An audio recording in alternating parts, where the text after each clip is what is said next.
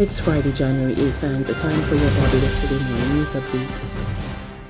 New measures are being implemented at the Queen Elizabeth Hospital to maintain high standards of care as the country continues to grapple with a spike in COVID-19 cases.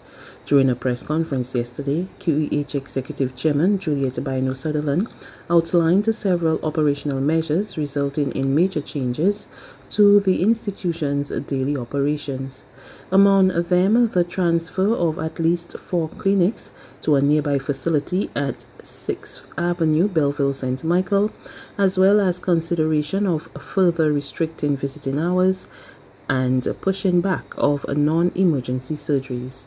Bino-Sutherland further disclosed details of an internal contract tracing team to supplement the National Monitoring Unit in the event of COVID-19 exposure within the hospital, as 4 employees tested positive for COVID-19.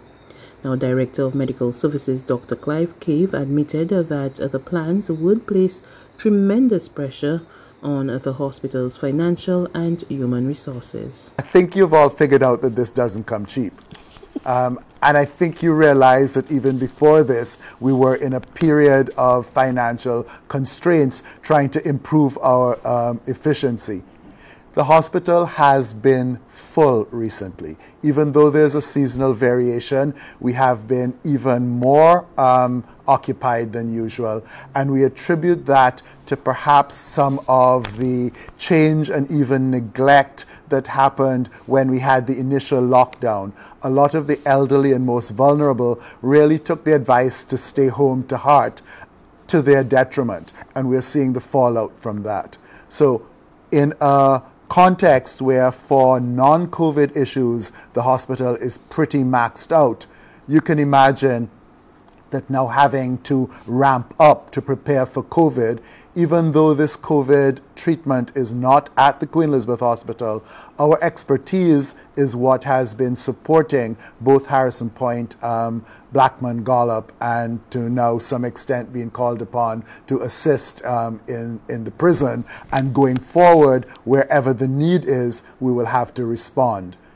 And this is a small community, a small medical community. There are not a lot of reserve physicians with the appropriate training that we can bring into service. And as you would appreciate, even that nurses, doctors, ancillary staff would require an increase in budget. Bino-Sutherland also acknowledged that the changes are a drain on hospital finances, but assured that Cabinet's COVID-19 subcommittee and the Ministry of Finance are fully supporting the much-needed changes. Yes, there is going to be an expanding and a taxing, to use your words, Colville, of financial, human, and other resources.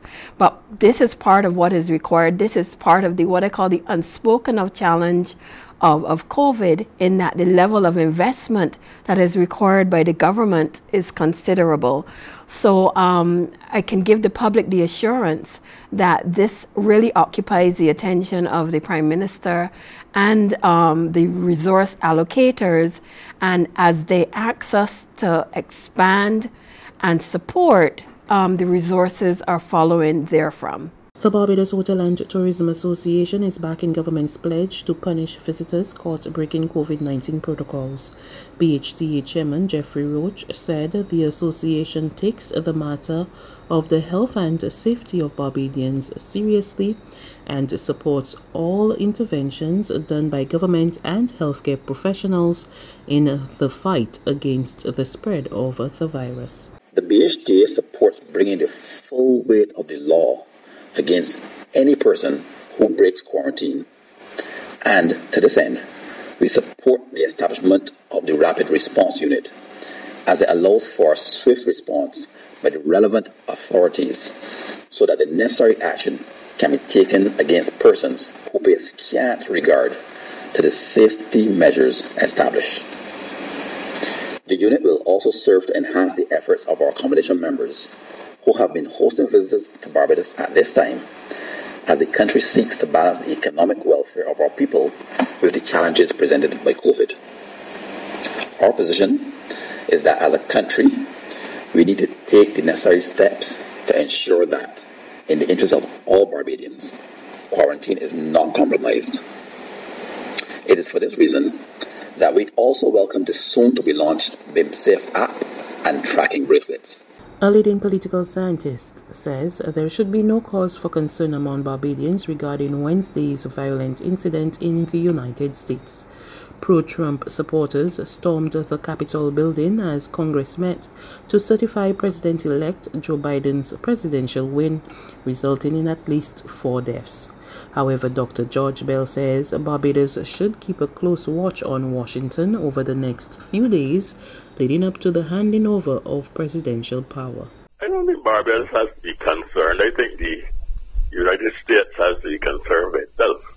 These people in the United States, I think that the next 13 days will be extremely dangerous for them, because this is a man with a lot of power. As said, the president has a lot of power still, and he is behaving in an irrational way, and you can't really be sure about what might be done next. And he's also able to incite people who are behaving in an equally irrational way, even though I know that the basis on which they are being mobilized is because of their deep grievances with the system in which they live. But it is more to do with America itself, that the United States itself is in a very dangerous position if a person such as the President of the United States, the present president, and his behavior, if such a person retains the powers that he retains. There's regional and international news after this short break.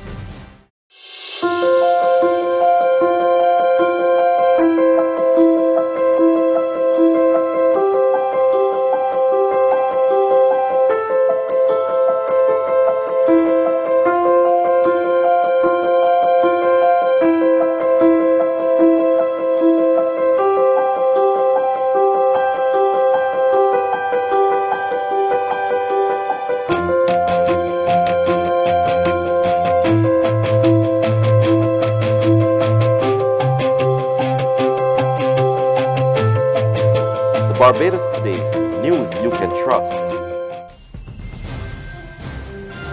To news from the region now, it's costing the Antigua and Barbuda government $500,000 a month to keep regional carrier LEAT in the skies. This as the search continues for a partner. This was revealed by Information Minister Melford Nicholas during Thursday's post-cabinet press conference. It's running at approximately $500,000 per month. So over the next 3 months, we would expect that we are going to be able to up the ante by the time we get to the window where we have identified a suitable partner. The cost may run to approximately $4.5 million. But as I've indicated, the funds are available, and it's a whole question of managing it effectively and dealing with the other operational challenges that we have with respect to LEAT going forward. He said that the resources to keep LEAT flying are being provided solely by St. John's, utilizing funds borrowed more than a year ago. The government would have acquired a loan at the time of approximately $15 million US from the Alba Bank in Venezuela. And those funds are still available to the government. They have been held in escrow. A portion of it would have been utilized in the initial phase to accommodate the move towards getting LEAT into administration. So there's still a lot of cost obligations in respect of LEAT, much of which has got to take place over the next 3 to 4 months to ensure that LEAT can continue to fly, it can continue to provide services as the administrator wends its way through the whole process of identifying and selecting another partner, a private sector partner, and to go back to the court and to complete that arrangement. So the resources are already available and are on standby should that matter proceed as we have planned.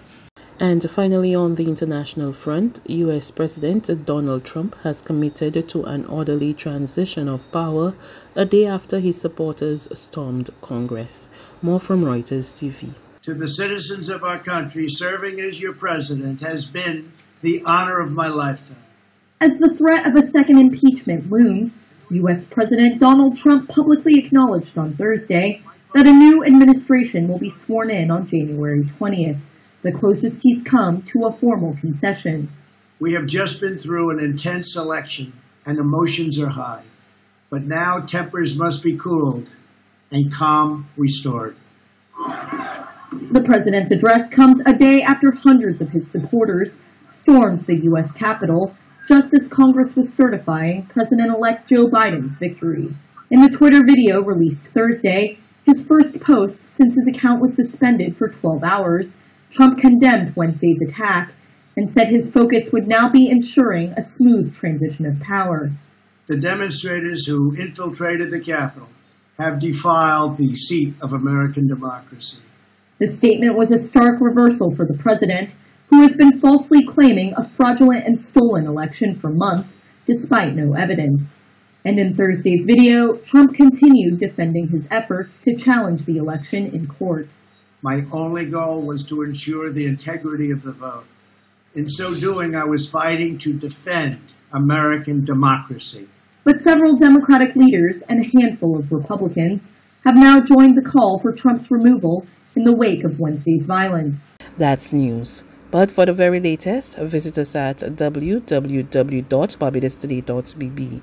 You can also subscribe to our e-paper, email updates, or like us on Facebook, and sign up for our breaking news alerts via WhatsApp.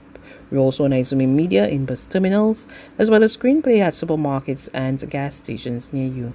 And you can also hear us on Mix 96.9 FM and Capital Media HD 99.3 FM.